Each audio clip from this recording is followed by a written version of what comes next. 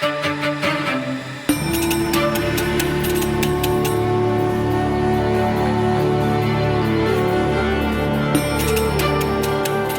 everyone, welcome to Conspirituality. I'm Derek Barris. I'm Matthew Remsky. I'm Julian Walker. You can stay up to date with us on all of our social media channels, including Facebook, Instagram, and YouTube, as well as patreon.com/conspirituality, where you can support us for as little as $5 a month and get access to our Monday bonus episodes. Matthew and Julian were just explaining to me this week's episode they're going to do together, so that'll be unique, and I think you'll want to hear that conversation.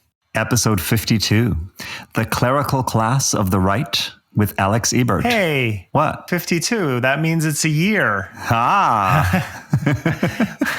Oh, right. Plus the two that we did on the front end. Yeah. Officially, the first two were the Earthrise podcast but guests. Congratulations. Happy birthday. Yes. Yeah. Happy birthday. This is 1 year officially as Conspirituality. I'm like, what did I screw up? Good Lord. Okay. Let's go for it. Wow. Amazing, guys. Thank you. This week, we learned that Melinda Gates was disturbed by Bill's men's club relationship with Jeffrey Epstein all the way back to 2011. And for fuck's sake, when Bill visited Epstein's Manhattan lair, reports say he counseled the predator on image rehab while Epstein counseled Bill on his loveless marriage. Are the conspiritualists right? And about what? Matthew will revisit an earlier essay on Gates and fill in some blind spots. Derek tackles the obscene co-option of trans activism by anti-vaxxers who now pledge to lie about their status by identifying as vaccinated. In keeping with our musical theme, I'm going to be reminiscing about playing protest rock under an assumed name and with the threat of a bomb under the stage during the apartheid years in South Africa. In our feature interview, world-weary rock star Alex Ebert, frontman for Edward Sharpe and the Magnetic Zeros, joins Derek to map out the late 20th century slide into infinitely co-opted creativity and revolution.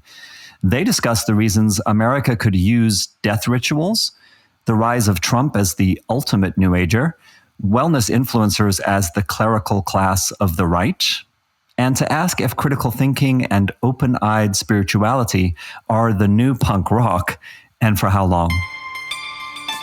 This is the Conspirituality Ticker, a weekly bullet point rundown on the ongoing pandemic of messianic influencers who spread medical misinformation and sell disaster spirituality. Okay, so back in October, I produced a bonus episode called Bullying Gates, Bullying Biden, and I'm going to revisit it here in light of the gathering news. And I think revisiting it will provide a pretty good study in how a conspiracy theory begins to slip over into legit conspiracy territory. And because we're critics towards both categories, both genres, like conspiracy theories distort reality by exploiting anxiety and racism and so on. Conspiracies themselves destroy lives. So I've got some updating to do. So the show notes from that bonus episode read in part as follows.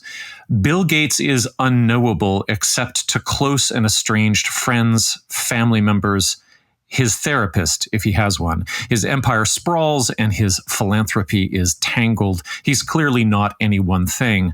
But what is the one thing conspiritualists fantasize him to be? What archetypal role does he play for those who hate him? In this meditation, Matthew zeroes in on the briefly mentioned biographical datum that Gates was bullied as a boy to unfold his symbolic power as neuroatypical scapegoat. If we listen carefully, I argue, we'll hear something very high schoolish, laced with homophobia and latent violence in the lazy defamations slung at Gates. I was going to say, you're starting to talk in third person now. Yeah, right, I know. So then in the essay itself, I pulled up the script, and this is what I said. I've read a little bit of the available Gates biography out there, and I scrubbed through the Netflix special Inside Bill's Brain. He's obviously a complex character. There's a great investigative article from The Nation on the money maze of his philanthropy and how much of it is a self-serving closed loop, whilst also doing considerable work in the world.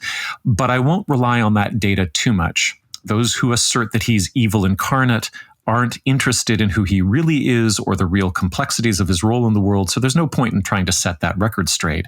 I'm going to focus mainly on what he seems to symbolize. There is one biographical detail I'll focus on, aside from what's commonly known of his industry accomplishments, which is that as a small boy, he was bullied. And this could be continuous with speculation that he is neuroatypical. We know that the neuroatypical are targeted in school settings. And also, I've never heard anyone say this, but I believe I hear in the anti-vaxxers hatred for Bill Gates and unspoken loathing for the neuroatypical. They're the ones who believe autism is a disease, after all. I hear in their hatred of Gates's vaccine work, "Do not make my children like you." Okay, so that's all okay. But then there's another section where I said this. Gates became a master of a world virtually no one can see into or understand, and yet everyone winds up living in it. If there is a revenge of the nerd, how much greater could it be than that the entire world is forced to look through his windows, becomes beholden to his introversion, his ability to create life outside of the body, a universe in a plastic box, to route language and emotions through binary code, to guide missiles, to run surveillance, to create artificial economies of short-selling stocks. And of course, that's not all. The personal computer, networked, is also the source and driver of an infinite amount of fraud, abuse, state propaganda, disinformation, and porn. On that note, Bill Gates was photographed with Epstein. He hasn't commented much on that and has denied business collaborations, but more important than any rationalization or bystanderism in relation to Epstein is Gates's impact on the most powerful trafficking network tool in history. And how enraging that his contribution is indirect, superstructural, impersonal. He's the guy who stands next to Epstein just as easily as beside the captains of industry at Davos. Okay, so I think there are some updates in order. It was definitely an understatement on my part to write that Gates was merely photographed with Epstein. The New York Times reported in the fall of 2019, so this is a year before I published the essay, that Gates was a frequent guest of Epstein in Manhattan. And I'm looking back through that now and wondering why I missed that. I don't recall reading that article, although it should have come up in the basic vetting I do for every data point. So yes, I can miss things. I can also not want to look, and I don't really have an answer for that. And it's also really easy. I don't know about you guys, but for me, it's easy to slide into a kind of bullshit dismissive master mode when you are soaking up the work of conspiracy theory influencers. Let me ask you something really quickly, Matthew, just for clarity for myself, and someone else might need this too. At this point, when you published this essay, where were we at in the Epstein arc? Oh, it was fully concluded. I mean, when did he died in the summer, right? So Epstein already arrested, charged. Oh, for sure. Quote unquote suicided. Right. Yeah. So it's that part of the story is over, but for all of the investigation to come. But the conspiracy theorists were focused on this relationship to various levels of detail. They knew that Gates had flown on Epstein's jet. This is not something that I paid much attention to. They might have had fantasies about Ghislaine Maxwell serving him highballs and making dirty jokes. But were they really that far off? Why shouldn't they connect the dots between techno-capitalism, high finance, the abuse of children, super tight patents that maximize profits, and medical policy through the lens of Microsoft? I mean, the wider they cast that net, the more mistakes they make. But who can really blame them? And they knew, as I'm supposed to know, because I'm a cult dynamics researcher, after all, that no one goes to Epstein's palace in Manhattan repeatedly and doesn't know what's going on with the hundreds of pictures of nude women and girls on the walls, with that fresco he had painted of himself in prison. There's a description in Town and Country of Epstein's mansion. Guests describe chairs upholstered in leopard print, a twice life-sized sculpture of a naked African warrior, and a framed picture of a woman holding an opium pipe and caressing a lion's skin, in addition to photographs of pals like Woody Allen, Bill Clinton, and Crown Prince Mohammed bin Salman of Saudi Arabia. The Times reported a life-size female doll hanging from a chandelier. So yeah, it's cocktail hour under the chandelier sex doll. Totally normal. So not looking closer at this at the time is not easy for me to admit, because a lot of my journalism begins from the point of view of skepticism with regard to powerful men and the wreckage that they leave behind. So just to update this, if you didn't see the latest reporting from the Daily Beast and a couple of other sources, the news now is that Melinda was quite disturbed by Bill's relationship with Epstein going back over a decade. Bill actually severed ties with Epstein because of it in around 2014. Sources at many of those meetings say that Bill held court at the mansion. He told Epstein apparently that he should try to rehabilitate his image. So this was after he'd already served prison time because of the prosecution in Florida, I believe. And he had also complained to Epstein about his loveless marriage. Melinda started talking to divorce lawyers in 2019 as the noose around Epstein tightened, which tells me that internally, it continued to be an explicit conversation in the Gates home, and that either Bill just didn't back down on his moral support for the guy, or that he's implicated in some more serious way and that she wanted out.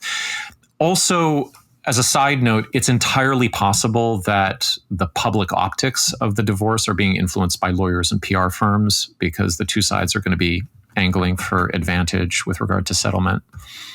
But where do the rumors about Gates go off the rails? He didn't cook up COVID in his home lab. He's not putting microchips into vaccines. How do you know? Right.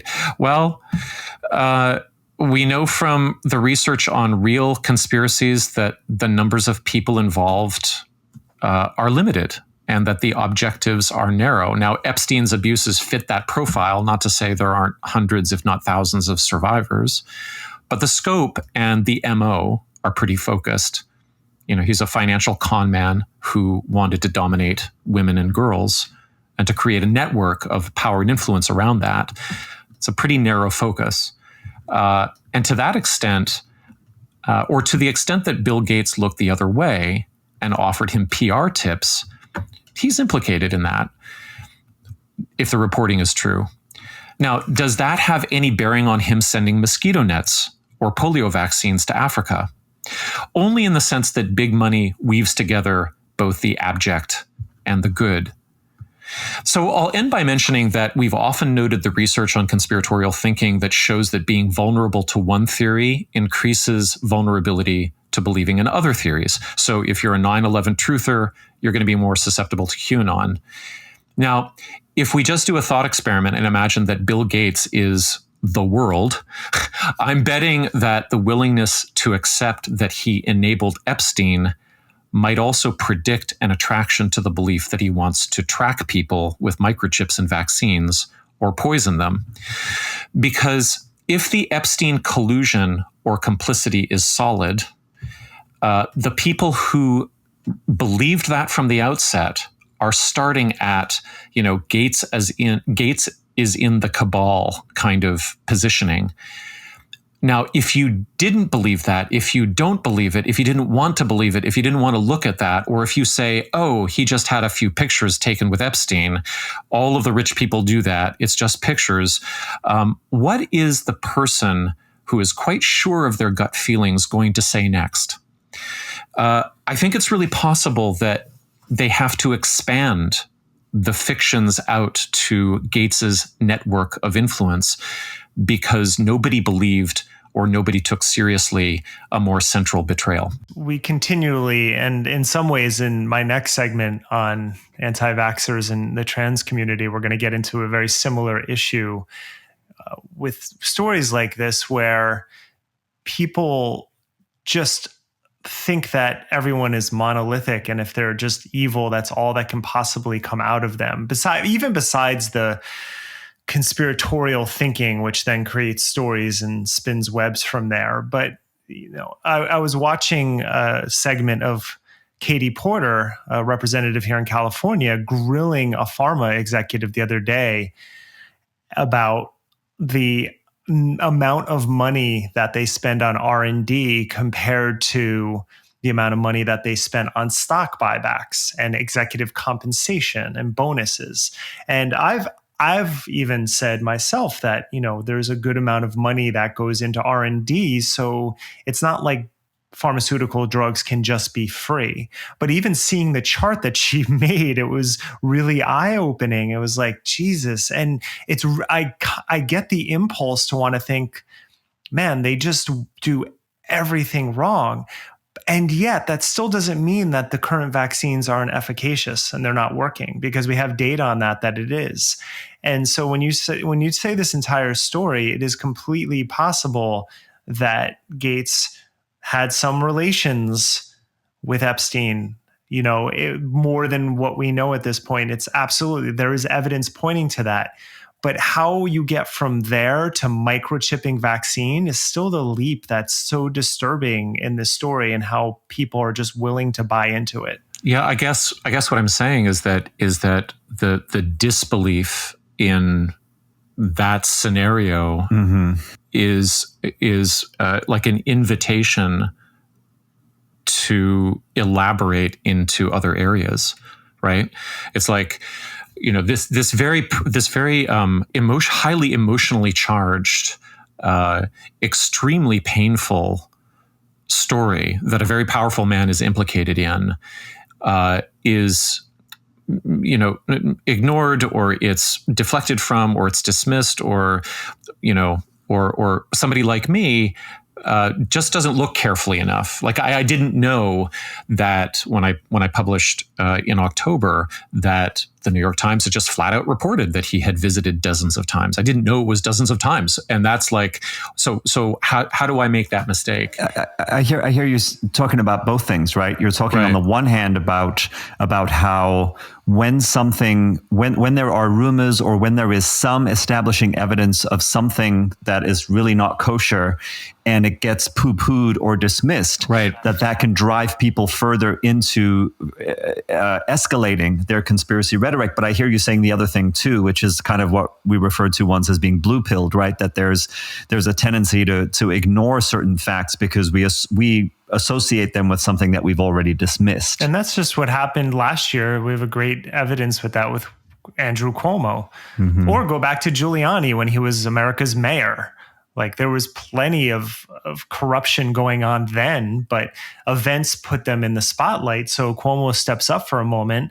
Now they think that he might be making up to $5 million on his upcoming book about how well he did dealing with the vaccine, and we know that that's not true. Right. So yeah, that impulse on the blue-pilled aspect is real. And again, it just keeps going back to the fact of why we're not built for social media, because there's no allowance for nuance. I think to sort of really think through the possibility of somebody listening to that bonus episode and coming to a fork in the road with the content of this podcast is kind of disquieting to me, because a person could legitimately think, oh, you are giving him a pass. You are avoiding known data about this guy that comes from your so-called legitimate journalistic sources. And so why are you going to look carefully at his, at his I don't know, big pharma connections? Why are you going to look? Why would I trust you to look carefully at what he's actually done in Africa, which may or may not be true, but like, why should I trust you? Why should I trust you? Especially if you're going to downplay the Epstein stuff and lean on the he was bullied, poor guy, and maybe he's neuroatypical. Absolutely right, exactly. I mean, I stand by those applications or those attacks and overtones in the discourse around Bill Gates. Yeah, but it's just sort of there's a bit of unintentional misdirection that ends up happening there, that ends up driving sympathy in one direction and not the other. Well, maybe this is also a podcast of admissions, right? Because in my next segment, I've talked to you guys privately before, because Matthew, you're much more familiar with the transgender community than I am, because I don't have too many people in that community, so I have never paid that much attention to it. But then I started to be like, well, there's some things I need to pay attention to, so let me educate myself. And my next segment is that, just like this is your segment, being like, wow, I kind of overlooked that. So what more can you do than, if you've kind of overlooked something, and they go back and say, oh, I missed that, let's explore it further. And I think that's healthy for society. It's healthy for individuals. I think the unhealthy aspect is coming to a conclusion and then refusing to ever change that conclusion. For sure. And I think too, maybe what I'll just finish by saying is that, like, I just want to reaffirm that some of the basic anxieties that we see expressed within the language of conspirituality and the social movements like QAnon, they're reasonable. They are reasonable in terms of offering a critique of global surveillance capitalism, and difficult to understand power structures that have an enormous amount of control or wield an enormous amount of influence over our lives that we can't understand. All of that, the instincts are right. The instincts are correct. They're understandable. Yeah, and then sadly they are right, and then they get animated later by a kind of caricaturish, wild, fantastical notion that at the highest levels of power, somehow the most diabolical abuse is woven together into how people maintain power and wealth and influence in ways that it's too far out. I think that, and I also think it's possible that there were layers in terms of people around Epstein to varying degrees, and how much they knew, or how much they wondered about, how much they'd seen, how much they may have just thought he was an unusual, quirky, kinky dude, and they didn't want to judge it. Well, that came out in the documentary when they talk about, his everything about him seems to have been about power, and power isn't always sexual. So getting with the most powerful people in the world doesn't necessarily mean that you're also inviting them into the inner sanctum. Other aspects. Yeah, exactly. So if it's just about power, that takes many forms. We're also in speculative territory always when we're talking about what did he know, what did Bill Gates notice during dinner parties. There will always be a plausible deniability that he can put forward, and then it comes down to social trust, and that's a really vulnerable thing. Well, a life-size doll hanging from a chandelier, though, is a little bit hard to ignore.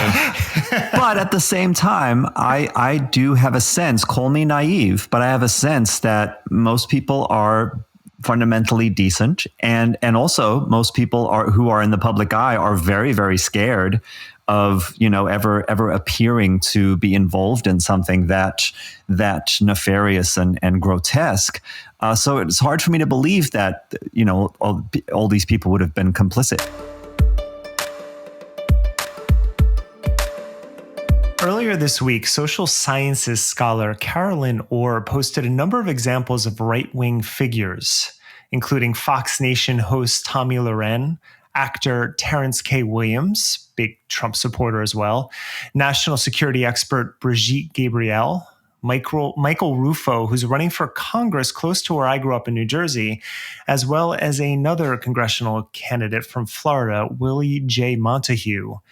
All these people thought it would be a good idea to punch down at the transgender community on Twitter. So their new anti-vax talking point is to identify as being vaccinated. And this is not a new trope. JP Sears, for example, has posted about identifying as being a doctor as well as a vegetarian in recent months. So this is only the latest in a series of insecure men and women thinking they're being clever by spinning a talking point to their own advantage. But if you step back a few feet, the callousness and ignorance in these sentiments becomes quite clear. Well, let's leave aside the ridiculousness of the CDC expecting that Americans will abide by an honor system in terms of vaccinations, or the idea that the aforementioned figures have any honor to begin with, given their rhetoric. And let's also leave aside anti-vax sentiments for this segment. We cover it very often on this podcast. I want to reflect on what they're really saying. And if you're not familiar with the science, I'm going to zoom out for a moment and look at that. So their contention is that if you're born a male and identify as female, or vice versa, there's something wrong with you. And this is an overly simplistic and even false rendering of gender. Gender is not binary, though it makes sense that this topic is culture war fodder in Christian America. And Christians are accustomed to binaries like good and evil and black and white, compared to, say, Asian religions, which recognize the complexity of interdependence. Life is easier if everything is either this or that, and ignoring nuance must make life less confusing in some manner. So it makes sense that anti-vaxxers would latch onto this trope. Epidemiology, like all science, is complex, but so is gender. We grew up learning that if you have a Y chromosome, you're male, and if you're not, you're female. We were taught, at least I'm speaking for myself, in the 80s when my gym teacher taught sex ed for some reason, that every fetus essentially starts out female, then you either get a Y or not. Case closed. Only it's not, because none of that is true. Recent research shows that roughly 1% of children are born with DSDs, which are differences of sex development. Advancements in DNA sequencing and cell biology show that almost everyone has a patchwork of genetically distinct cells from those determining the gender binary. The genetic line between male and female is much more porous than anyone imagined. Gene mutations can cause typically female characteristics to develop in babies with XY chromosomes and vice versa. There are many variations of sex development, such as complete androgen insensitivity syndrome, in which someone's cells become insensitive to male sex hormones. And they are born with internal testes and external female genitalia. Anatomical sex does not always comport with chromosomal sex. There's also congenital adrenal hyperplasia, which causes the body to produce excessive male sex hormones, causing chromosomal females to be born with an enlarged clitoris and fused labia that looks like a scrotum. Some people even end up with two distinct cellular chromosomal sets, as when embryonic twins fuse in the womb and become one person. This is known as the chimera, a term Julian will remember in covering Christiane Northrup a while ago. That's not what she meant by it. She wasn't referring to that. Definitely not. Right. That's the real. Right, okay, that's the real definition chimera, of it. All right. Okay. Chimera. Yes. As the physician and author Siddhartha Mukherjee writes in The Gene: An Intimate History, gender has never been binary. We're only now discovering its complexity. So I'll quote from him for a moment. Imagine a gene, call it TGY, that determines how the brain responds to SRY. One child might inherit a TGY gene variant that is highly resistant to the action of SRY on the brain, resulting in a body that is anatomically male, but a brain that does not read or interpret that male signal. Such a brain might recognize itself as psychologically female. It might consider itself neither male or female, or imagine itself belonging to a third gender altogether, end quote. So 1% of the population born with a DSD is no small number. And if you're old enough to remember when gay rights really began taking form in post-Reagan America, it suddenly seemed like there were so many more gay people than before, just as it sometimes feels like there are so many more transgender people today. But the truth is that the culture caught up to the reality of gender and sex differences and became more accepting of them. That is, if you're not a bigoted anti-vaxxer on Twitter, I guess. Oh, boy. That gender is so complex forces Christians to confront another uncomfortable truth that essentially upends their worldview. If gender is in large part dictated by genes and hormones, that means it's an emergent phenomenon, not a choice. So that is, Gender is biologically determined by the physiological properties of the body. We've discussed this before when contemplating consciousness, and here we are again. The psychology of gender is in part determined by chemistry. And this makes total sense. Besides cosmetic surgeries, some transgender people undergo hormonal therapy as well. The combination of testosterone replacement with reconstructive surgery has repeatedly shown improvements in their mental health. It's yet another reminder that you can't separate physicality and psychology from biology. Who we are is determined by our genes as much as our environment, not anything other inside of us. This, of course, threatens the Christian notion of a transcendent soul. I'm not sure how much that factors into the uptick in Christian nationalist anti-trans bills occurring in a number of states right now, because I'm not sure they think that deeply about it. The usual refrain is, it's just not right, or it's not how God created us, but that link is there. And speaking of legislation, Kara Swisher recently reported that there are more than 100 anti-transgender bills, and the bulk of them aimed at kids, have been introduced by Republican legislators in 2021 alone. This co-opting of a sentiment, the right of identification in an oppressed community, is yet another example of the conspiritualist merging of right-wingers and wellness influencers. I don't know what more I would expect from people who chant all lives matter or consistently distort vaccine information to sell supplements, but I just don't understand why people, and Americans in particular, are so deeply disturbed by issues of sex, whether that involves gender, lust, or romance. But for a bunch of supposed freedom-loving patriots and immune system-bragging yogis, they sure do spend a lot of time belittling and now even legislating against people who experience life differently from them. Well, thanks, Derek. I'm glad to get some of the science into the record here. It's such a paradoxical but also predictable move on the part of these folks that, they're willing to make up science about vaccines, but then ignore the science about trans realities. Yeah, there's something here too that ties together both of these items from each of you, which was the news story this past week that Jacob Chansley's lawyer is trying to use the Aspergian spectrum defense to say that his client is not responsible for his actions, and then some really horrible language around saying basically all of the people who have been arrested for attacking the Capitol were somehow sort of delayed in their development or suffering from various kinds of psychiatric disorders, and so how can we blame them? And then also doing the kind of Fox News Trump as Hitler propagandist defense to try and get them off the hook. Very just disturbing and ugly. It's been very troubling to watch this unfold. I mean, it really is. I'm really losing my grip on reality here when you watch a freshman congressman say that if you watched the video from January 6th, it was like any other tourist visit. Tourists. And there's actually, if you've seen the screenshots, there's video and screenshots of him blocking the doors of that day in the Senate chamber and being very scared by this. Yeah.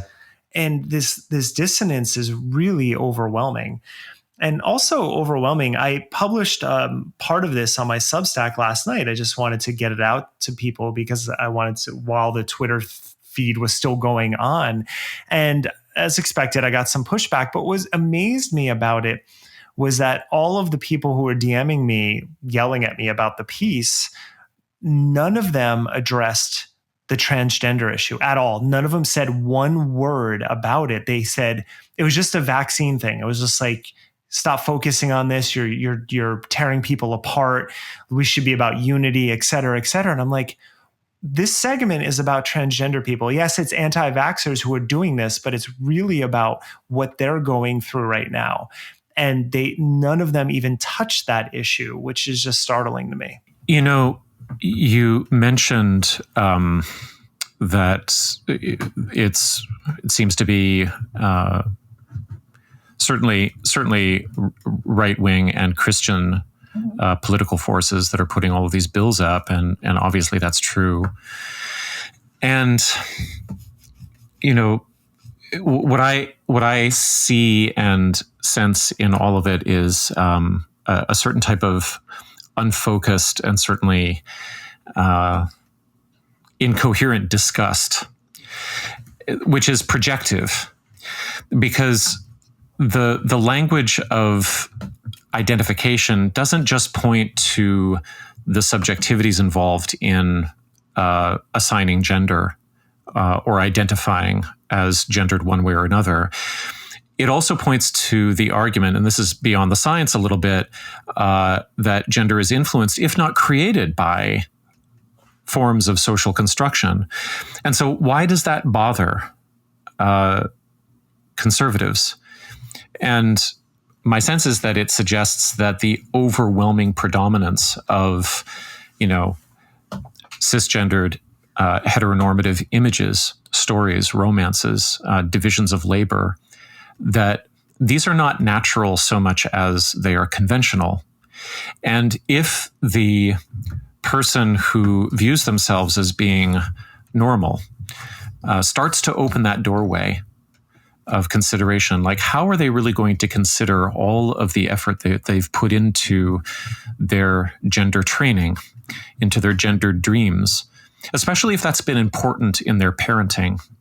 All of the toys, the sports, the hair, the makeup. And then how is the cisgendered adult? And I think it feels to me, I don't know who's more impacted actually, whether it's men or women, but how are cisgendered adults supposed to understand all of the labor that goes into performing femininity and masculinity? I mean, my understanding of Judith Butler and other writers like that is that they're saying there's a lot of LARPing going on in that performance. And the terror of the anti-transposition is that, oh no, the radicals are going to tell our boys and girls that they are not boys and girls, when what actually has been happening from time out of mind is that the culture has been teaching boys how to be boys and the girls how to be girls. I mean, it's very, very tricky territory, right? Because then we get into questions of ways of explaining, for example, boys being gay as you didn't have a strong enough father and your mother was too domineering, then the notion that you could go through therapy and come out on the other side straight, because really it's just socially constructed, or it's just something that has had to do with bad influences or unresolved traumas or a lack of some kind of developmental input, right? For sure. So the social construction argument can be used in a very oppressive way as well, and certainly against. Well, but I think it plays into those oppressive narratives, which say that it is a choice and it is a result of a broken family or social system, as opposed to, well, it's a biological reality that actually you were born this way. And a big part of the problem is that religions create their mythos, their origin myth, and then decide that that's the way we're supposed to be, which, if you track it, very rarely comports with biological reality. Even now, I'm finishing up Richard Portney's book about evolution, and his argument is that survival of this fittest is only half of Darwin's theory, but that's the half that we latched onto. It's a very male-dominating sort of ideology, like only the fittest survive, but he clearly shows that beauty is also a big driver in evolution throughout species. It has no necessarily utility. In fact, sometimes birds who are able to grow these very beautiful feathers, it harms them biologically in the long run, but it's beautiful. And so, but it doesn't fit into the narrative we've been taught.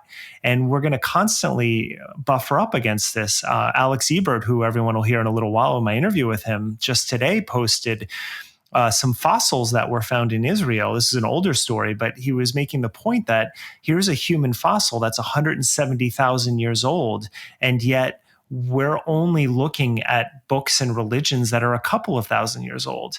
And we take that to be the defining truth of what humans are supposed to be, or our relationship to the divine, when there's a whole history before that we don't even have any knowledge of. And when we do gain some knowledge, like in what I mentioned about gender throughout this segment, it upends people's worldviews, and they'll rebel against that at every turn.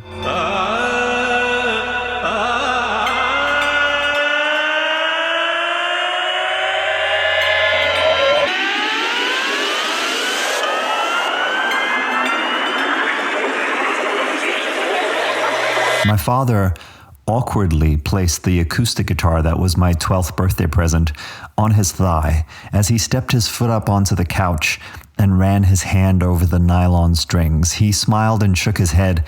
"Well, my boy, if you can learn how to play this, you'll have done something I never could." Challenge accepted. By the time I was 16, I was devoting at least 3 hours a day to practicing guitar. Now, I had been sneaking into underground mixed-race nightclubs to see live music, get shit-faced, and lose my separate and white self in the embodied crush and synchronized heartbeat of a sweaty, overcrowded dance floor since I was 14. Here, luminous saxophones, trumpets, and trombones, syncopated drums, screaming distorted guitars, and sweet township vocal harmonies mirrored the merger of races both on stage and in the crowd that defied the enforced everyday separation of apartheid. Just humans getting loose and primal. It was more fierce and cathartic than utopian, though, more CBGB than Woodstock. That flavor of implicitly shared permission is its own kind of elemental, fierce magic. I now recognize it as a demilitarized zone created by courageous good faith.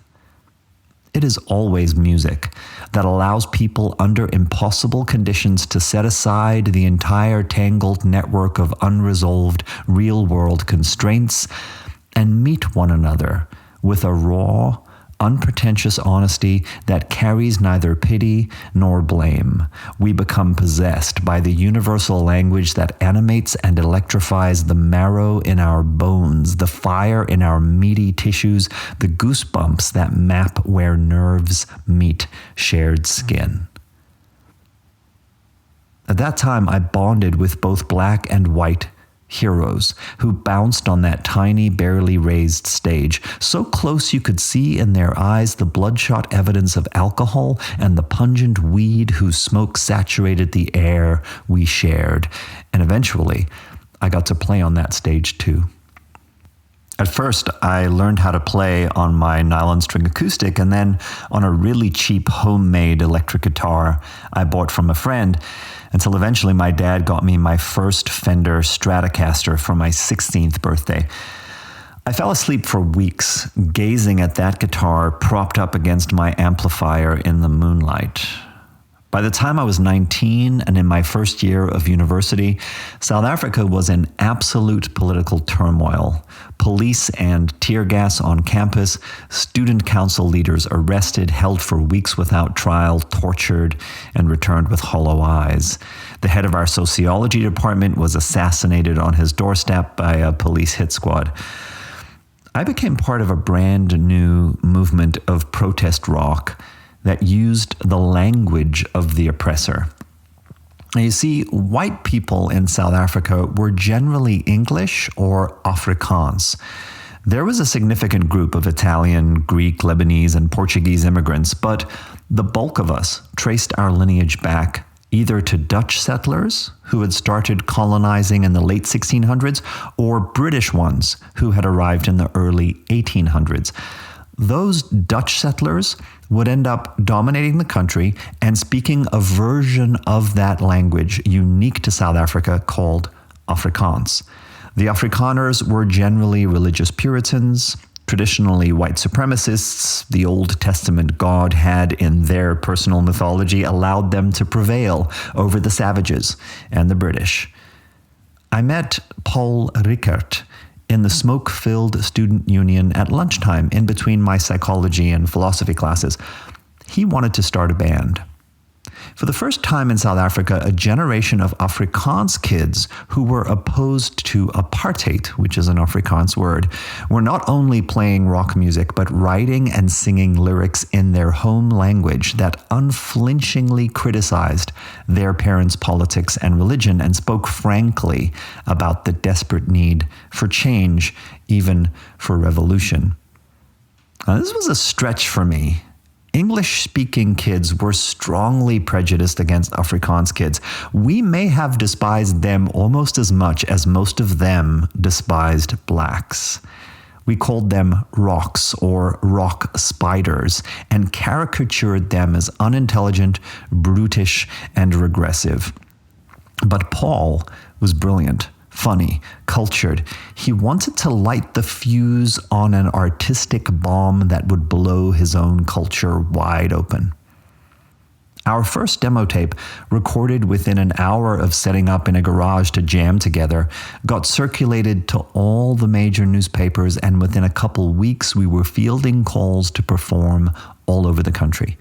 We toured nightclubs, played art festivals, and eventually got booked to play a kind of flagship outdoor concert created to showcase this new movement. What we were doing was not legal. Under the state of emergency laws of the 1980s, political gatherings were forbidden.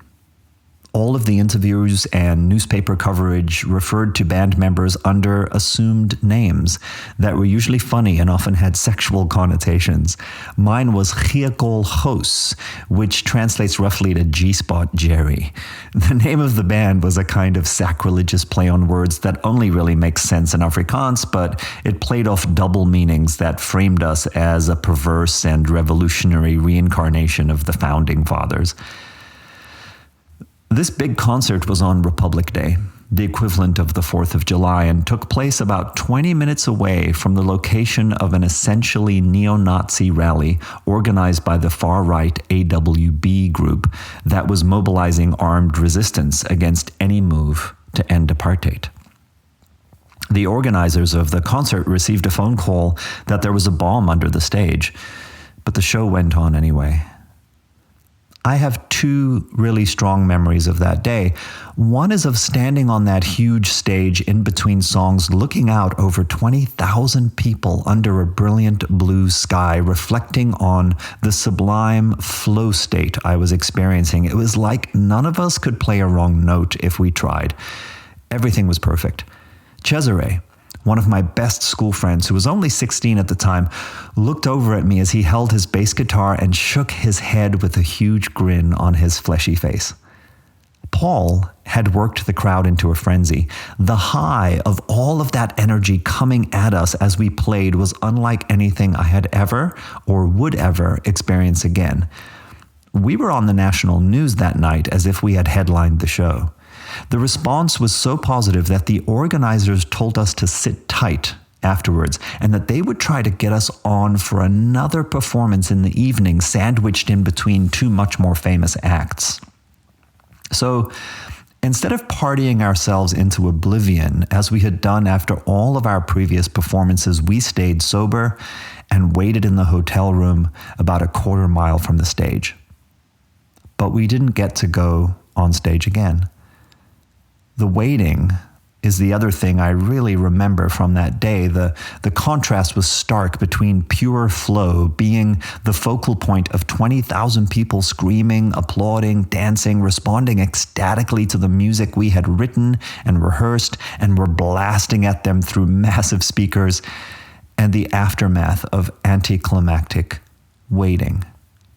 Empty, sober, lonely. I found myself quietly crying in that liminal space about the turmoil of that transitional time, the threats of violence, and the knowledge that I had a draft notice hanging over my head and I would likely be fleeing the country and leaving everything I knew behind to avoid jail time. Knowing too that this was a difficult choice that was still a privilege unavailable to my truly oppressed and desperate Black countrymen. It was like the pinnacle of creative gratification and expression receded into the undeniable facts of my own life, but also of how the country remained poised on a knife edge that we could articulate and rage against, and all too briefly transcend in a rebellious, ecstatic frenzy, but ultimately could not solve.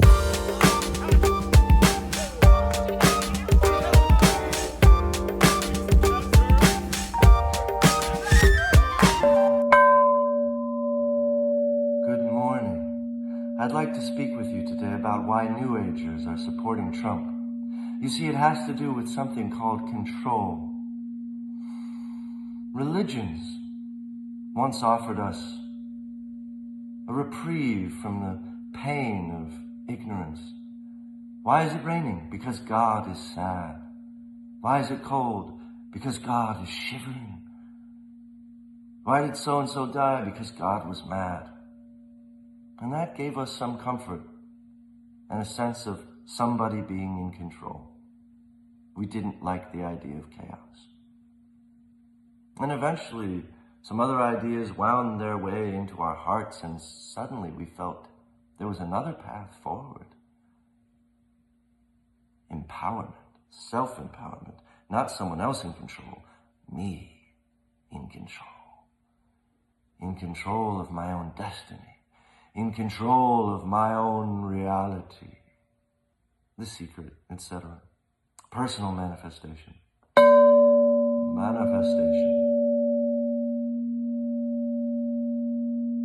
Control. Last July, Alex Ebert, the charismatic founder and singer of Edward Sharpe and the Magnetic Zeros, recorded How COVID Helped Convert New Agers to Trump. It was shortly after we started this podcast, and we immediately found ourselves addressing similar issues. Alex dropped into a few of our clubhouses and shared his wisdom, so I was excited that he agreed to sit down for an actual interview. Now, as misfortune would have it, our connection was not the best. The mishaps of wireless technology, I guess. Thankfully, I only lost the last 10 minutes or so of our conversation, which is actually when we discussed music. So what you're about to hear is our conversation about death, living, his upcoming book, Cool, and conspirituality in the age of Trump, and now beyond that. It was a pleasure chatting with Alex, and perhaps we'll do another music interview in the future. And if you're not following him on Instagram, change that right now. He's at Alex_Ebert, aka Bad Guru. I promise you will not be disappointed.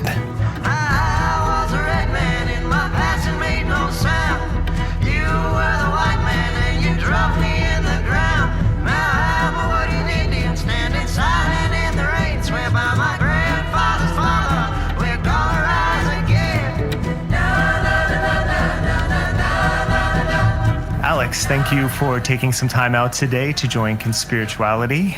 I've enjoyed your posts and music for a very long time, but your posts more recently especially. And I want to pull back because your last couple of posts have actually been about a topic everyone loves, which is death and apoptosis and cancer and all the good stuff that is very related to spirituality in so many ways. I just know why, maybe in the last week this has been in your head. I should say this all started when I was 5. When I was 5 years old, I realized I was going to die. I was drawing a picture of a Sitting Bull. I was in my dad's office, and suddenly I just realized I was going to die, and I went up to his chair and I asked him. He's a therapist. He looked over his little spectacles and he said, "Yes." and that was it. And I turned around and I went back and sat down on the pillows and kept drawing, and my life changed at that point. I became like a sanguine, fellow. And ever since then, really, I've been trying to understand what is this whole death thing, and how does it relate to our behavior, and what is it? And of course, I wasn't thinking very deeply about it. I was more just sort of mystified until I was a little older, until I was about 18. And I only understand what I was doing now in reflection. But when I was 18, I decided whether I wanted to be a monk or a heroin addict. And I chose to be a heroin addict. And then later I got sober and I started doing these art installations. And one of them was me hanging by a noose, balancing on these books for 5 hours. And another was me throwing up for 5 hours. And even then I didn't quite understand that these were sort of unconscious death initiations, because our society has sort of robbed itself of that integration. And so these things started manifesting in me. And I think in a lot of ways, punk rock itself was an unconscious manifestation, a reintegration of sort of a death initiation. Starting in right around the Bay of Pigs, you start to see spikes in like massive spikes in drug use and self-inflicted harm. The specter of potential mass casualty at any moment. We had death in our mainframe again, and it had been missing for so long, which is why we let go of all our death initiations. A long time I've sort of seen this connection between our negation of death and our extractive behaviors.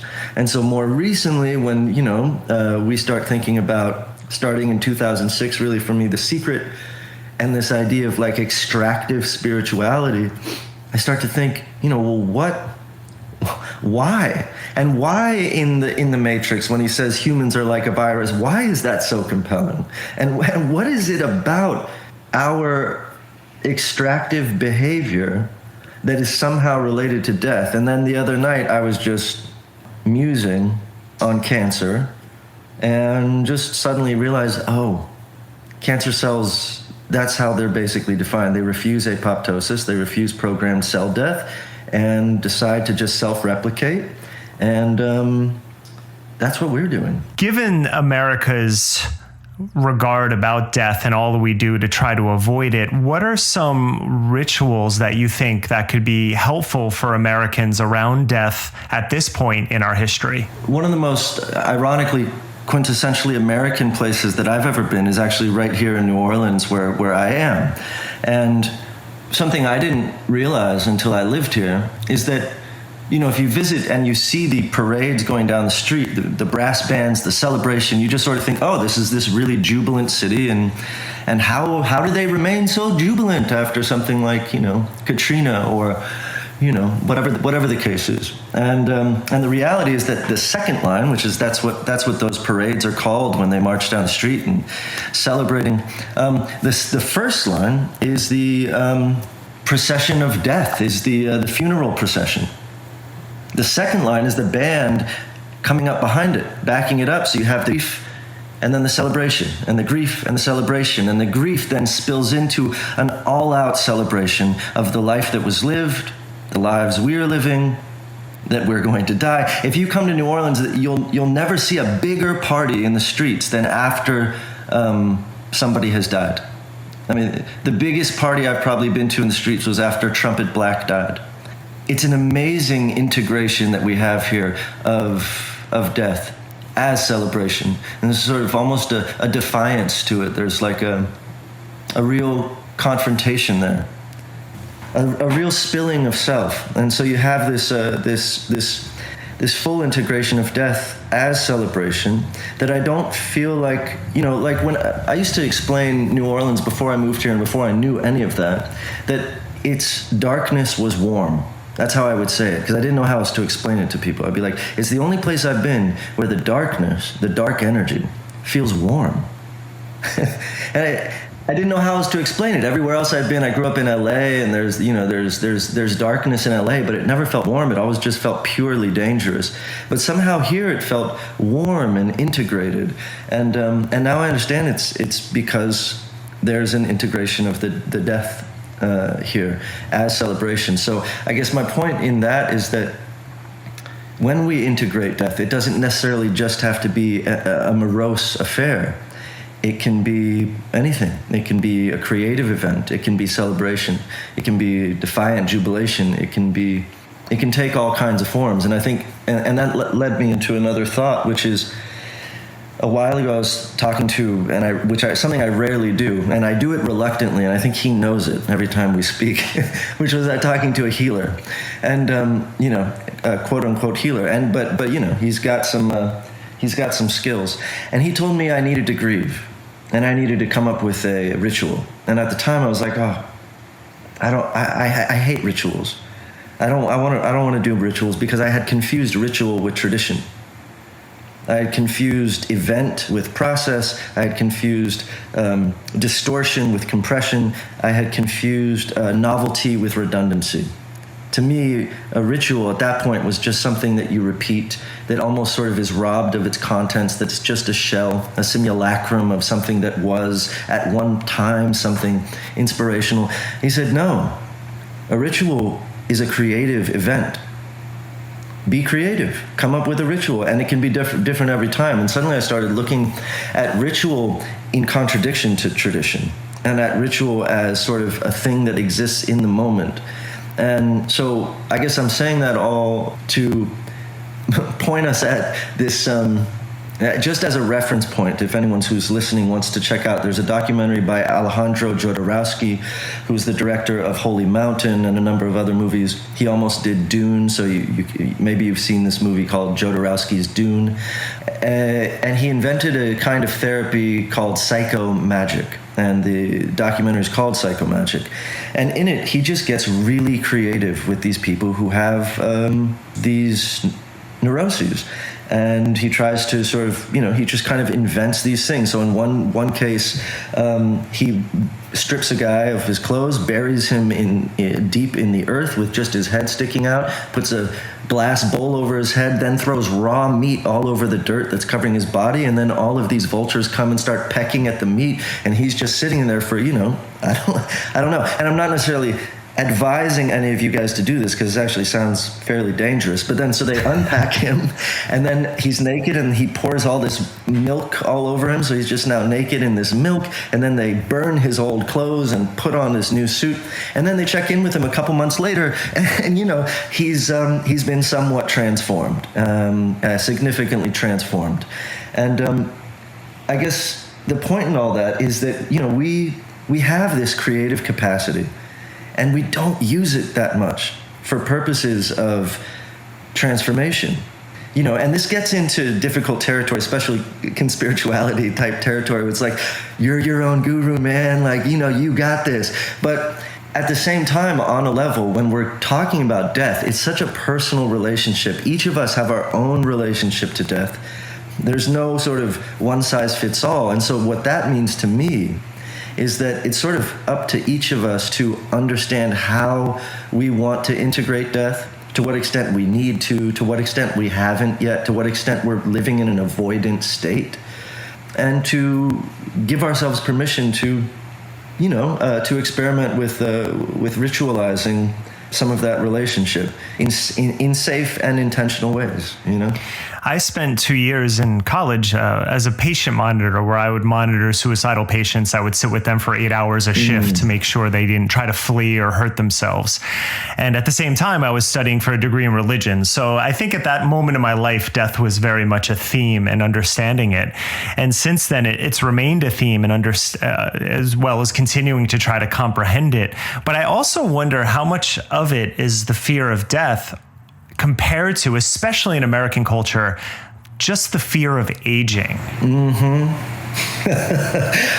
That's a really important distinction, because I think that this brings in status anxiety as almost a separate tantamount function. Like, status anxiety still is related to death because, in my view, because the whole reason we're anxious about our status is so that we, biologically speaking anyway, so we don't end up outside of the tribe and shivering and dying in the tundra by ourselves. So we're very concerned with status anxiety. But in the modern era, status anxiety, especially post, teenage invention, so post like 1954 or something, when the Earth, 1940s, when the term teenager was invented, and suddenly you have this new struggle cluster, and then suddenly in 1964 you have more teenagers, more 16-year-olds in America than any other age group, and so suddenly now commerce has to sort of invert and now speak the language of cool. And so now commerce is pitching everything to the youth, and suddenly we begin to commodify youth itself as opposed to beauty. And then suddenly now we're in this trap that you're mentioning where we're just our status anxiety is actually tied to looking and being perceived as younger. That fear, so our status anxiety being wrapped up in youthfulness, shit, I don't know, we could do 12 days. It's a really interesting thing, right? Because it's almost like, you want to, what's that phrase? At least Tarantino says it. I think he's quoting Elvis, but live fast, die young, leave a good-looking corpse. It's almost like we'd rather die looking good. It's better to burn out than fade away. All of these tropes of essentially anti-aging.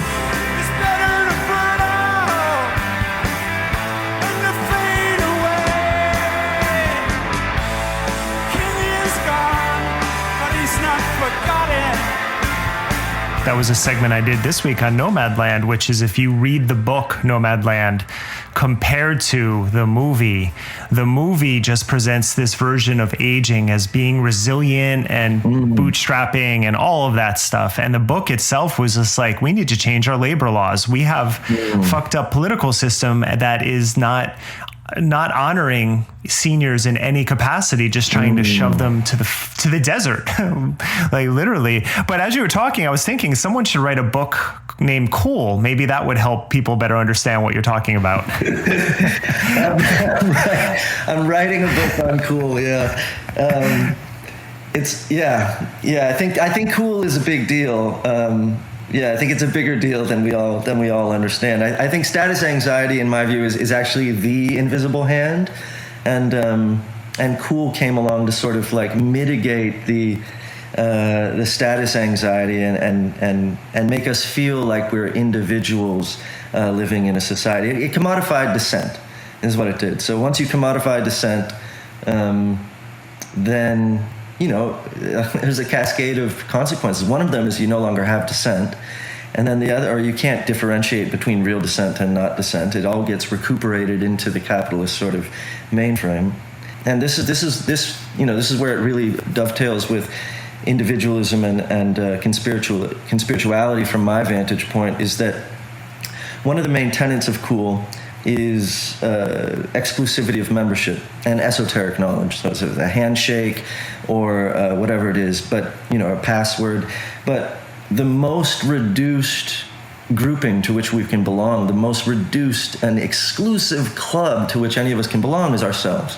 And so you have this total reduction that Cool sort of forces us into. And then you have that as and presented as sort of branding. So who are you? Find out who you are. What kind of shirt do you want? Who really is Derek? You know what I mean? What kind of hat do you like? What kind of car do you drive? Who are you? And so suddenly the I contain multitudes, notion of transmutation and growing and being a sort of multitudinous, multifaceted being becomes a liability socially. And you have this necessity to reduce and find yourself as this sort of impermeable, so like this sovereign, you start to introduce some of the New Age rhetoric into this, but this totally impermeable, eternalized self, irreducible form that repeats itself as a brand, and any deviations from that center engender distrust societally. So, for instance, for me, I was in a punk rock band, and I was like super ironic and sarcastic and sardonic, and then I had a fucking awakening, and I was like, no, you know what? The most punk rock thing I can do right now is be earnest. This is like 2006 and 7. I was like, I'm going to be an earnest child. That is the lamest thing I could do, and therefore it's the most punk rock thing I can do. It's the thing I'm most afraid of, is being uncool, so I'm going to go ahead and do it. And I got lambasted by the gatekeepers of cool for change. How could he have been this, and now that he must be faking it? He's an untrustworthy performer. And that's when I started to really think about cool in a different way and understand its aggression toward essentially the reality of our existence as, being a a transitory existence.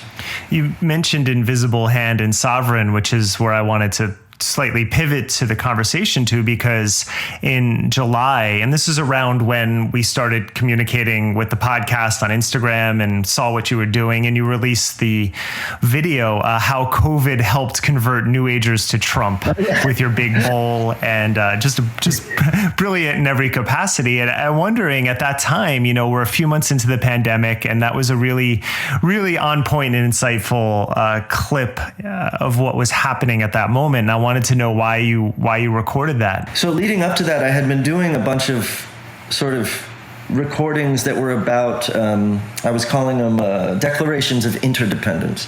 And in 2006, when The Secret came out, and I read Rhonda Byrne's whole theory of the law of attraction working in reverse, i.e., or e.g., Katrina. She literally said Katrina and 9/11 is an example of when the victims were vibrating at the same frequency of the events. So they attracted the events, hence the victims brought that on themselves.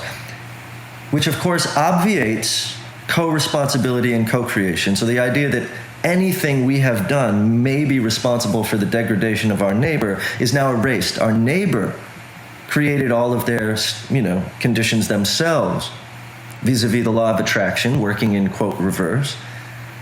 And that relieves us of any responsibility. So you have this perfect buttressing of late capitalism, and it's so fucking obvious, and yet no one is taking it seriously in 2006 because, New Agers, what are they? Some fringe group, right?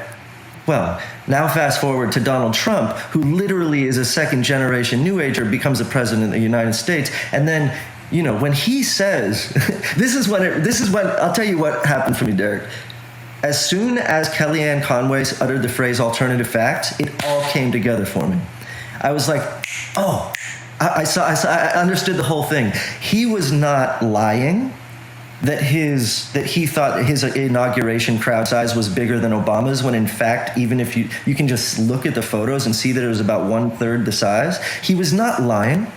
Kellyanne Conway said, he's offering alternative facts. She uttered that phrase in response to people who were saying, wait a minute, his inauguration crowd size was 1/3 of the size of Obama's, not bigger. And she said, well, he's giving you alternative facts. And suddenly I understood what was happening. And that sort of started my wheels spinning. And then around late 2019, probably just like you guys, I started to see it actualize at scale, where you started to see New Agers. And you know what it really was, man? And it's just so obvious. And you guys have done such an amazing job of pointing this out. I mean, thank God. You guys have done such an amazing job of pointing this out. COVID, any pandemic has a universalizing effect. It makes the interconnectivity painfully apparent. You create your own reality, personal sovereignty, personal reality, siloed existence is obviously going to be threatened by a universalizing catastrophe. And when they saw their president behaving just like they wanted to and saying, no, I'm impervious, I'm immune to it, and behaving like the New Ager he is. Because, his I'm sure you guys have gone through this a billion times, but his pastor as a child is Norman Vincent Peale, who wrote The Power of Positive Thinking. One of the best lines in that book, and one that clearly Trump has followed to a T all his life, is a powerful and positive thought can overcome the fact altogether. So when he's asked in 2007, a deposition, how much money he's worth, and he answers to the lawyer, Michael Cernesny, it depends how I feel. And the lawyer says, let me get that straight. It depends how you feel. And he says, yes, it depends how I feel, but I try, quote unquote. He's not bullshitting. That's him literally just applying his schooling to his life. And so in late 2019, I think we all saw, or some of us saw this pivot happen. And suddenly we saw the retribalizing of reality, where reality itself, it was no longer competitions for reality or competitions within reality, but competitions of reality. And so when I did that that initially the bad guru thing, the whole thing was going to be because I felt that comedy could have an inoculation effect, that somehow we could help. I kind of recognized early on we wouldn't be able to save people who had already been captured, but we might be able to, this was going to be a war of attrition. And we might be able to save people who were on the fence and bring them back into the fold of not mainstream narrative, not scientism, of interconnectivity, of the fundamental underlying operation of the universe, which is interconnectivity. That's all I argue for. I can grant all kinds of positions. The one thing I won't grant is when someone tries to obviate the fact that we are all interrelated. And I feel like, I still feel like that is the fundamental problem with this current strand of New Ageism that we're sort of fighting against. Yeah, and the sovereignty angle of Trump and the New Agers is so on point. And there's also, though, the level of privilege, because Trump can afford to believe that way. And while I don't want to get into the trope that everyone who takes care of their bodies and eats well and practices yoga is well off, they're definitely not. But in terms of a lot of the influencers that we cover and that we see who are out there monetizing the fears around COVID, pushing anti-vaccination so they could sell supplements, things like that, these are people who are in a well-off demographic, and they're continuing to enjoy the fruits of that. So from your perspective, how do you push back against that? Like, how do you get information past those gatekeepers? So far in my experience, those who have been captured are unpersuadable. The only thing that will persuade someone who's been captured is sort of a breach event. And I think Alexander Beiner calls it breach. I call it sort of a uniject, or an interjection, a mass interjection. So we have these. They're basically, if you can imagine, these influencers have created their own sort of abstract shell, like silo.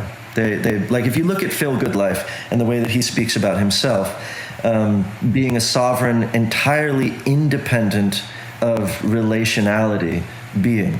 Someone who is not affected by what he does not want to be affected by. Then what you can imagine him as, or the way he views himself, is within an egg of sovereignty. And that egg is impermeable. And so he's got this sort of membrane around himself. And that's why, myself and some, philosophers I like speaking with call this concept like membranics. The different kinds of membranes, the permeability of membranes, the tribal membrane, the individual atomized membrane. And these New Agers are essentially operating on an individualized atomistic membrane level. And someone like Phil Goodlife thinks that this is his life, right? And the only thing that I see that is going to break that is a collision event. So reality is going to have to collide with him, and those interjections at some saturation point are going to be inevitable. And I don't know what that looks like. I don't know what that is. I don't know if it's a mass event of so many siloed hubs of reality that they all just experience a uniject interjection, or if his life personally will be interrupted by something that will have him, have a quote come to Jesus moment. In my experiences, because early on I was going in hard and trying to argue with these people, and my experience is it's not possible. They're fundamentalists. I'd be curious. Have you guys had? I know you guys have featured people who have come back. Yes. But they had their own sort of aha, right? Yeah, because that's all you can really do. I mean, we've even talked behind the scenes to the few people we criticize, and the funny thing is that on one-on-one communications, they're much different. They don't puff their chest in the same way, and you can actually have what you believe to be a conversation that is a little more logical. But I was actually conversing with one in a DM at the same time that he was posting on my Facebook page, with getting his community riled up after me, and then having a conversation with him in a DM that was completely not totally cordial, but completely different. Yeah. So that sense of manipulation is something that you always have to watch out for as well. I'm wondering if you've had any personal casualties. Like, have you lost any friends to this? Has there been a lot of pushback to your videos? I mean, I see a lot of the cheering, which is great, but I also wonder what kind of conflict you've faced. I haven't had a full-blown confrontation with anyone close to me. I feel like I've essentially lucked out in that sense. I do know a couple people that are acquaintances that I've been like, oh, okay, you're on. Like you've gone that way, but unlike some other friends that I have who've lost significant others to it, or family members. Like I have a friend whose sister went so far as to she went all the way, but all the way into the full-blown QAnon. Threatened, like ended up in a total psychic break and had to end up in the hospital. Because she was trying to access a shotgun to kill her own family, because she thought they had all been captured by the deep state.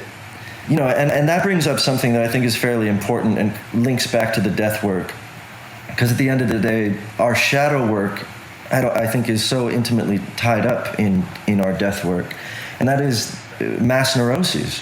I think it's pretty obvious that we're seeing mass neurotic projection onto whoever. And I'm not one to defend Bill Gates or anybody with $1 billion, but these projections onto Hollywood as baby eaters, or whatever the case is, these sort of fantastical, hyperbolic, demonic hellscape projections are very clearly from the outside a sublimation or regurgitation of biblical, a seeming need to sort of identify demonic forces, and the disappearance of our ability to project those onto abstractions like, quote, the devil, then ends up just transmuting onto Bill Gates and other people. And I think it's I would disagree with a lot of theologians, I suppose, who would say that, well,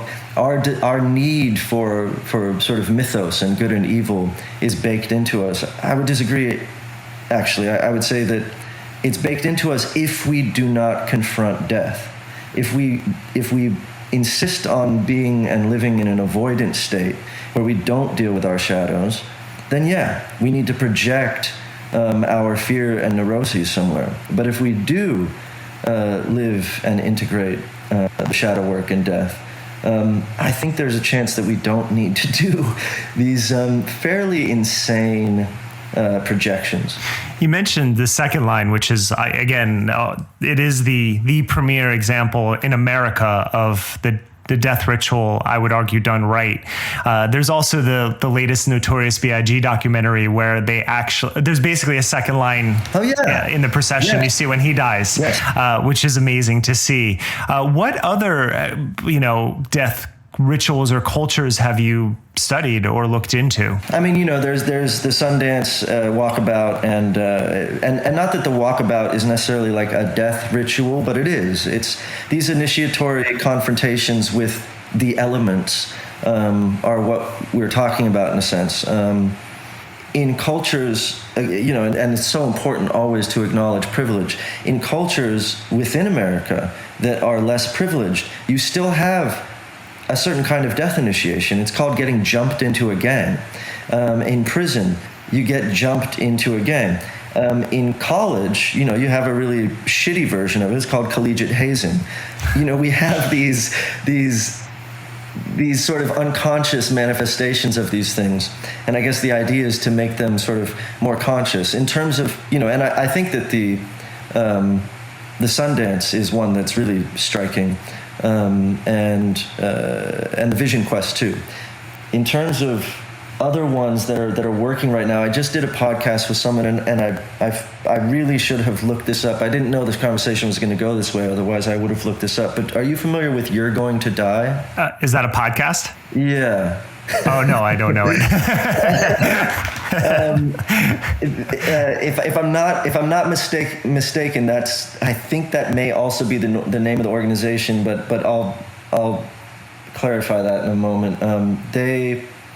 He goes around and they do events everywhere. They do events, just events like in the public, where people discuss and disclose their experiences with death. They go to jails and deal with people in prison and let them express their sort of feelings about death and do sort of, impromptu ritualistic death initiation type work. Obviously hospice. That would be an organization to sort of check out in terms of like, an American equivalent to an intentionalized and celebratory, an attempt at reinstitutionalizing death. I mean, here's one that's coming to mind that I use this imagery all the time for myself in terms of, like I have a song called "Man on Fire." I'm a man on fire, walking through your street with one guitar and two dancing feet. Only one desire that's left in me. On the whole damn world to come dance with me. Not to quote myself, but to quote myself, I'm a man on fire walking down the street with one desire, only one desire left in me. I want the whole damn world to come dance with me. So you have the self-immolation, the sort of repermeation of the self-membrane so that I can dance with the whole world. And, when I see monks self-immolate in protest, or, is it harikari? Is that how you say it in Japan? In Japan, yes. Not that those are positive death rituals, but there's a certain, I think when a Westerner sees a monk having self-immolated, like there's the famous one, Vietnam protest, but there were a number of them. I think to the Western mind, it's just so fucking incomprehensible. Not only that someone can sit there being burned, but that someone would have that kind of relationship to death. I think it's all part of the same conversation. And then, of course, this gets into, we have extreme levels of suicide in the United States. And I was going to do and suicide is increasingly prevalent, not only in younger generations, which it is, but obviously in degraded communities. And I think that, obviously there's a correlation between total degradation and hopelessness and the desire to die, or the death drive. But there's also the ability, I think, for us to have a mental health component to this, where instead of having an unstable, unconscious death drive, to use sort of Freud's term, the death drive in some sense being the fear of death manifesting as a need to reassert control over death by running at death ourselves. So sort of recuperating the death, the specter of death by running directly at death. So now we're in control of death, and it gives us a sort of sense of control. Instead of having all those operations happen unconsciously, which I think, having been, by the way, I should say, suicidal maybe 3/4 of my life, tons of suicidal ideation in my experience, in my life, until I finally just fucking realized that I was afraid of dying and confronted that over and over again, and still confront it. I was unable to shake the death drive, the suicidal ideation. So I think some people might be afraid, like, well, we're going to normalize what? We're going to normalize death? And then what? Everyone's just going to start killing themselves? No, actually, like so many things, it would be the reverse. We would bring it into the sunshine, into the light, and it would no longer manifest in unconscious and chaotic ways. That's not a really great way of answering your question. No.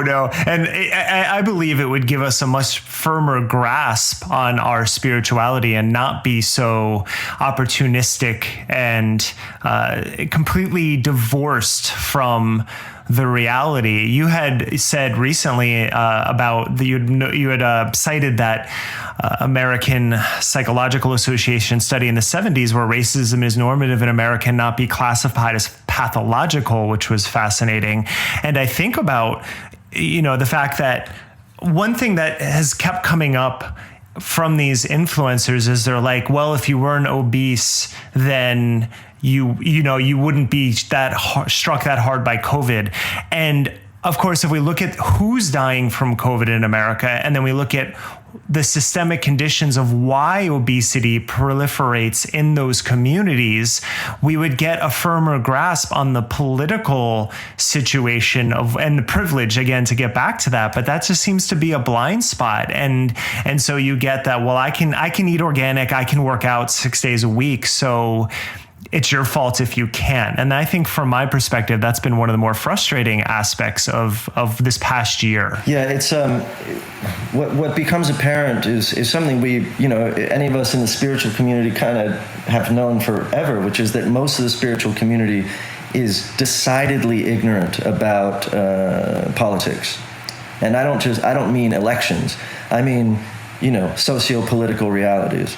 And then suddenly they find themselves like the clerical class of the right.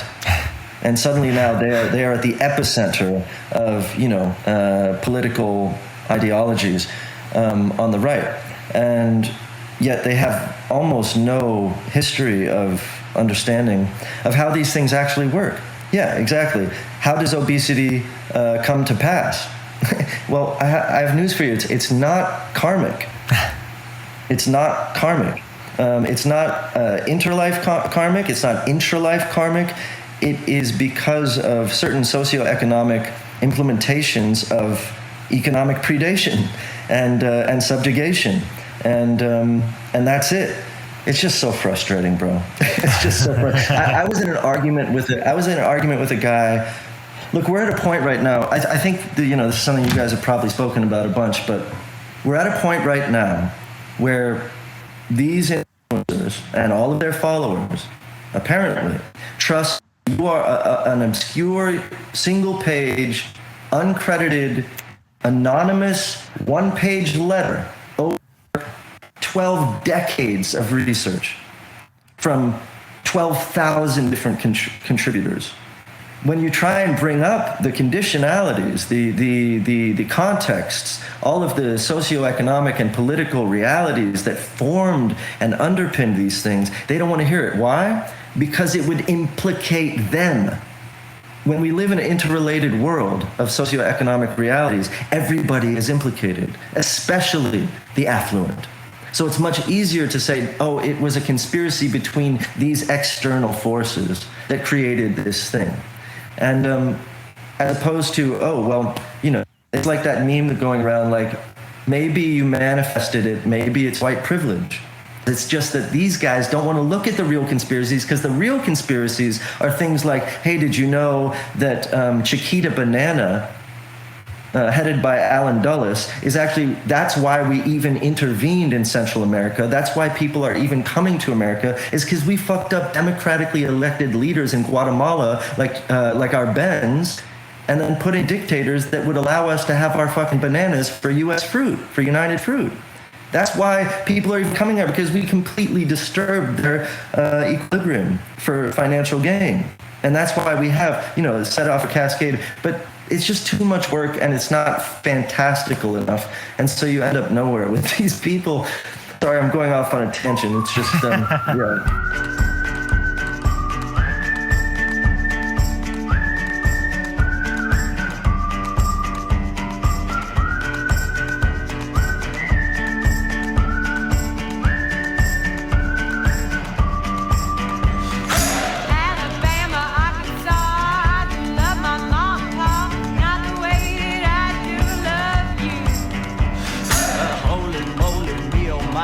You're the apple of my eye. Girl, I never loved one like